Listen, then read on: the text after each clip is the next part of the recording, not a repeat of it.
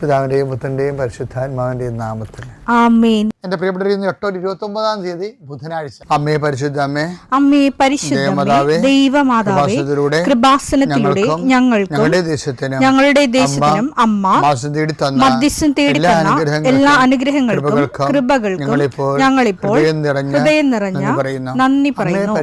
അമ്മേ പരിശുദ്ധമ്മേ, ദൈവമാതാവേ, 2004 ഡിസംബർ 7 ഉച്ചകഴിഞ്ഞ് 2:30 കൃപാസനത്തിൽ സംഭവിച്ച അമ്മയുടെ പ്രത്യക്ഷപ്പെടലിനെക്കുറിച്ച് തിരുസഭയ്ക്ക് സമർപ്പിച്ചിരിക്കുന്ന പഠനരേഖകളുടെ മേൽ സഭാത്മകമായ പഠനം ആരംഭിക്കുവാൻ ഞങ്ങൾ പ്രാർത്ഥിക്കുന്നു.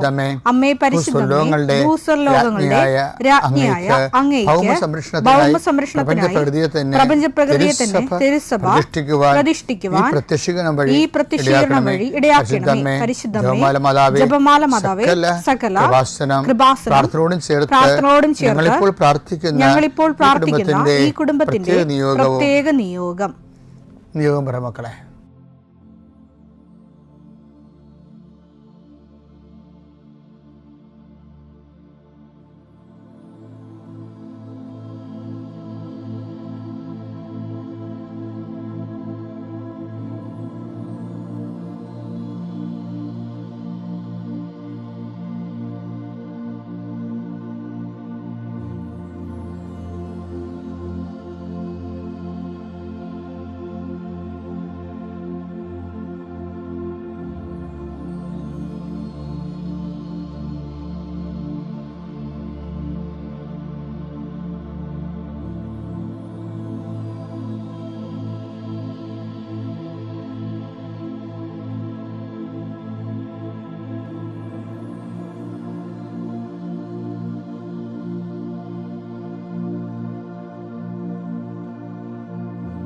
അമ്മയുടെ പ്രത്യക്ഷീകരണത്തിന്റെ ഈ അനുഗ്രഹവേളയിൽ ഞങ്ങൾക്ക് സാധിച്ചു തരുവാൻ കനിയണമേ. ആമേൻ. വിശ്വാസ പ്രമാണം.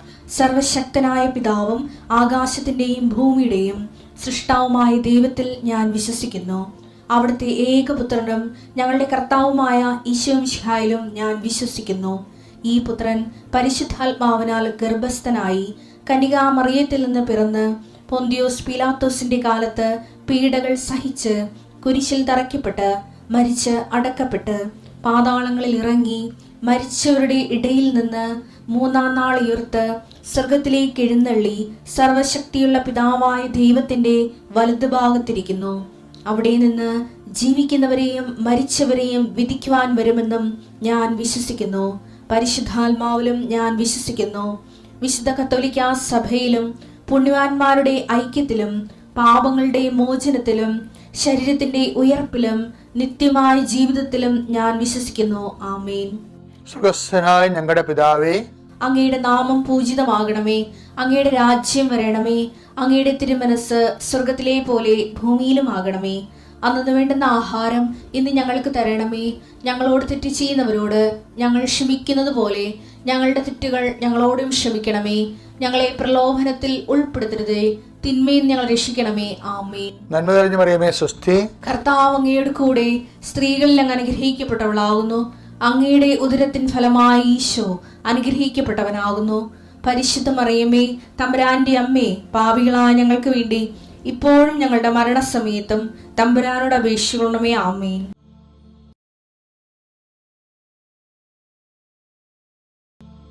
കർത്താവ് നിന്റെ ഉന്നതമായ നാമത്തിന് സ്തോത്രം ചെയ്യുന്നു. 39 വർഷം ഞാൻ അർപ്പിച്ച കൃപാന്റെ യോഗ്യതയായി കൃപാസ്ഥാനത്താറെ ജീവനോടെ പ്രത്യക്ഷപ്പെട്ട പരിശുദ്ധ അമ്മയുടെ പ്രത്യക്ഷയുടെ ശക്തിയായി ഞങ്ങൾ കഴിഞ്ഞ ഒക്ടോബർ 25 കൃപാസനത്തിൽ നിന്ന് അർത്തിങ്കപ്പള്ളിയിലേക്ക് നടത്തിയ 5 ലക്ഷത്തോളം പേര് പങ്കെടുത്തിട്ടുള്ള കോടിക്കണക്കിന് ജപമാലയുടെ ശക്തിയായി ഈ പ്രാർത്ഥന കൂടുന്നവർ കർത്താവ് ആശീർവദിക്കട്ടെ. നിങ്ങളുടെ ശരീരങ്ങളെ കർത്താവ് അടിപ്പട പോലെ സ്പർശിക്കട്ടെ. നിങ്ങളുടെ തൊഴിലിടങ്ങളെ കർത്താവ് അനുഗ്രഹിക്കട്ടെ. വർഷങ്ങളായി മുടങ്ങിക്കിടന്നിരുന്ന എല്ലാ പദ്ധതികളും കർത്താവിൻ്റെ കൃപയിൽ പുനർജനിക്കുകയും പുനർജീവിക്കുകയും അതിജീവിക്കുകയും ചെയ്യട്ടെ.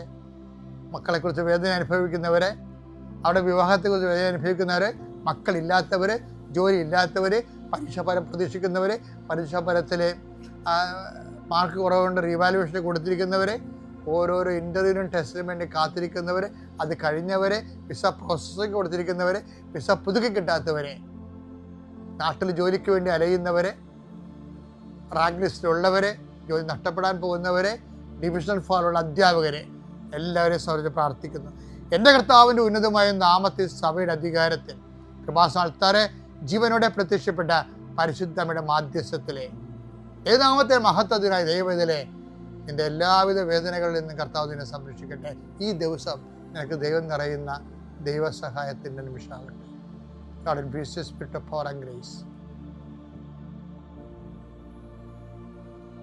തകർന്ന ഹൃദയം അങ്ങ് നിരസിക്കുകയില്ല. അപ്പൊ ഇതെല്ലാം ജീവിത അനുഭവങ്ങളിലൂടെയാണ് സങ്കീർത്തനങ്ങളൊക്കെ രൂപപ്പെട്ടു വരുന്നത്.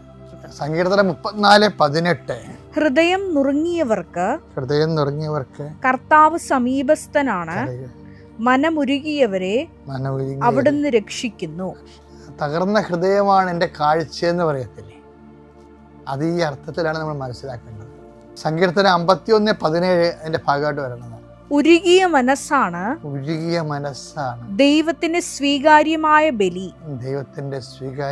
ദൈവമേ, നുറുങ്ങിയ ഹൃദയത്തെ അങ്ങ് നിരസിക്കുകയില്ല.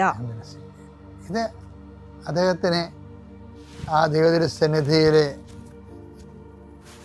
ആവലാതിപ്പെടുന്ന സമയത്ത് പരിശുദ്ധാത്മാവ് നൽകിയ ഒരു കമ്മ്യൂണിക്കേഷനാണ്. അതുകൊണ്ടാണ് അത് അതിൻ്റെ കൂടെ എഴുതിപ്പോയത്.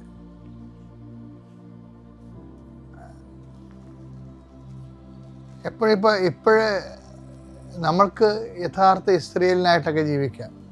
വചനം ചോദിക്കുന്നൊരു സംഭവമുണ്ടേ, ഏശാവിനെ ഞാൻ വെറുത്തു, യാക്കോബിനെ ഞാൻ സ്നേഹിച്ചു എന്നില്ലേ. ഈ യാക്കോബ് കാപട്യക്കാരനാണെന്നല്ല പറഞ്ഞത്, അയാളെ പിന്നെ ദൈവം സ്നേഹിച്ചു എന്ന് പറയാൻ കാരണം എന്താ? റോമ 9:13 യാക്കോബിനെ ഞാൻ സ്നേഹിച്ചു. അയാളാണല്ലോ ഇസ്രായേലിയൻ എന്ന് പറയണത്, യഥാർത്ഥ ഇസ്രായേലിയൻ എന്ന് പറയണത്. ആ ഇസ്രായേലിയൻ ആദ്യത്തെ ഇസ്രായേലിയൻ അദ്ദേഹമാണ്. അദ്ദേഹം കാപ്പട്യക്കാരനാണെന്നാണ് പറയണത്, കർത്താവ് നഥാനിയലിനെ ഉദ്ധരിച്ചുകൊണ്ട്. പക്ഷേ എങ്കിലും യാക്കോബിനെ ഞാൻ സ്നേഹിച്ചു എന്ന് പറയണ്ട. അപ്പൊ കാപട്യത്തെക്കാൾ ഉപരി അയാൾക്ക് അതിനെക്കുറിച്ചൊന്നും ഉറക്കം ഉണ്ടാകും ചിലപ്പോൾ ഹൃദയത്തിന്. ഗതികേട് കൊണ്ട് ചിലപ്പോൾ അയാളെ അങ്ങനെ ജീവിച്ചതായിരിക്കും ചിലപ്പോൾ. അതിനുശേഷം അയാൾക്ക് കണ്ണീരുണ്ടാവും. ബഥേലിലൊക്കെ സ്വപ്നം കഴിയുമ്പോൾ അയാൾ ആ തൈലം ആ കരിങ്കൽ കഷ്ണത്തിൽ തൈലം പൂശിയിട്ട് കർത്താവിനെ പ്രതിഷ്ഠിക്കണില്ലേ. അപ്പൊ എല്ലാ ജീവിതത്തിൻ്റെ കാലാവസ്ഥകളിലും ദൈവത്തെ അവലംബിച്ചു പോകുന്നൊരു അവസ്ഥ യാക്കോബിൻ്റെ ജീവിതത്തിലെല്ലാം കാണാൻ പറ്റും. അവിടെ നമുക്ക് വരുന്നൊരു വിഷയം, യേശാവിനെ ഞാൻ വെറുത്തു, യാക്കോബിനെ ഞാൻ സ്നേഹിച്ചു. പക്ഷെ ഈശോ പറയും, ഈശോൻ്റെ കാലം വരുമ്പോഴും അയാൾ ഹിപ്പോക്രാറ്റ്സിൻ്റെ ലിസ്റ്റിലാണ് അയാൾ ഉള്ളത്. ഹിപ്പോക്രാറ്റ്സിനെ ദൈവം സ്നേഹിക്കുന്നു എന്ന് വെച്ചാൽ, ഞാൻ എന്താ ഇതിപ്പോൾ നിങ്ങളോട് പറയുന്നത് വെച്ച് കഴിഞ്ഞാലേ, നിങ്ങൾക്ക് ആവശ്യമില്ലാത്ത കുറ്റബോധം ഉണ്ടാകും. കയ്യബദ്ധങ്ങൾക്ക് ജീവിതത്തിൽ ചില സമയത്ത് വരും. വന്നാൽ ഹൃദയനുറുക്കം ഉണ്ടാകണം, അത്രേ ഉള്ളൂ. ഹൃദയനുറുക്കം എന്ന് പറയുമ്പോഴേ വീണ്ടും വീണ്ടും നിങ്ങൾക്ക് പറ്റിയ അബദ്ധം ആവർത്തിച്ച് ദൈവത്തെ മാറ്റി നിർത്തിക്കൊണ്ട് ഒരു ജീവിതം ക്രമീകരിക്കുകയല്ല, മറിച്ച് എന്തെങ്കിലും ഒരു ദൈവത്തിൽ നിരക്കാത്ത ഒരു ചെറുതായ കാര്യമാണെങ്കിലും ഈ അനുതാപം ഒരു പ്രധാനപ്പെട്ട കാര്യമാണ്. പല ആൾക്കാർക്കും ആധ്യാത്മിക വരൾച്ച വരാൻ കാരണം അതിൻ്റെ അന്തസത്തയായ അനുതാപം ദൈവസ്നേഹത്തോടു കൂടി അദ്ദേഹത്തിന് ഇല്ലാത്തതും, ഈ വിഷയങ്ങൾ വീണ്ടും വീണ്ടും ആവർത്തിക്കാൻ വേണ്ടി അദ്ദേഹം ഉള്ളിൽ തീരുമാനിക്കുന്നത് കൊണ്ടും, ദൈവത്തിൻ്റെ കണ്ണിലെ ഒരു പൊടിയിട്ട് തൽക്കാലത്തേക്ക് ഇങ്ങനെ കഴിഞ്ഞുകൂടുക എന്നുള്ള മിനിമം പരിപാടി ആയതുകൊണ്ടാണ്. ഉടമ്പടിക്കാരോടാണ് ഞാൻ ഇത്രയും കർക്കശമായിട്ട് സംസാരിക്കണേ. കാര്യം ഉടമ്പടിക്കാർ ഈ വിഷയത്തിൽ അങ്ങനെ ഒരു സെറ്റപ്പാണെങ്കിൽ നിങ്ങൾ സെറ്റപ്പ് ചേഞ്ച് ചെയ്യേണ്ടി വരും. സത്യസന്ധമായ അനുതാപത്തിലൂടെ മുന്നോട്ട് പോകാൻ, ഹൃദയം നുറുങ്ങിയ ഹൃദയത്തോടെ മുന്നോട്ട് പോകാൻ, ദൈവത്തിനൊന്ന് സ്വീകാര്യമായ രീതിയിൽ നിലനിൽക്കാൻ കർത്താവ് നിങ്ങളെ സഹായിക്കട്ടെ. പിതാവിൻ്റെയും പുത്രൻ്റെയും പരിശുദ്ധാത്മാവിൻ്റെയും നാമത്തിൽ. അത്യപൂർവ ദൈവാനുഭവങ്ങൾ ഇനി നിങ്ങൾക്കും സ്വന്തം. ഈ യൂട്യൂബ് ചാനൽ ഇതുവരെ സബ്സ്ക്രൈബ് ചെയ്തിട്ടില്ലെങ്കിൽ ഇപ്പോൾ തന്നെ സബ്സ്ക്രൈബ് ചെയ്യുക.